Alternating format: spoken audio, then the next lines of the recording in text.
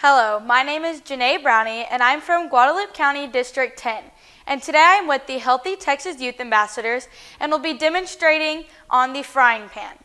The frying pan is a very versatile cooking gadget, and today I will be demonstrating how to cook a round steak in our frying pan or skillet, as well as sauteing some onions and bell peppers.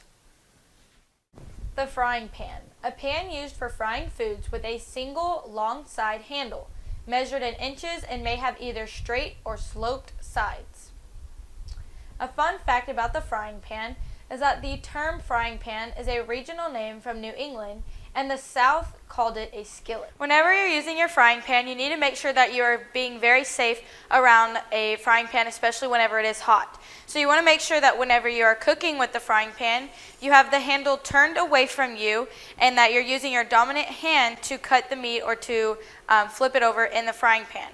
You also need to make sure that when you're dealing with raw cuts of meat, that you are keeping from cross-contaminating between the vegetables. So cook your meat first, and then you can place your vegetables into the frying pan. And then what we're going to do today is combine both of them together at the end.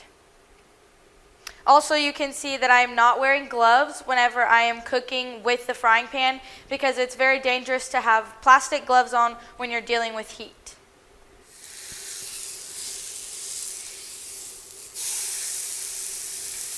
So this is my finished dish today with using the frying pan. Thank you for joining, and I hope that if you have any other questions, to please ask your local Healthy Texas Youth Ambassador or get in contact with your local extension agents. Thank you.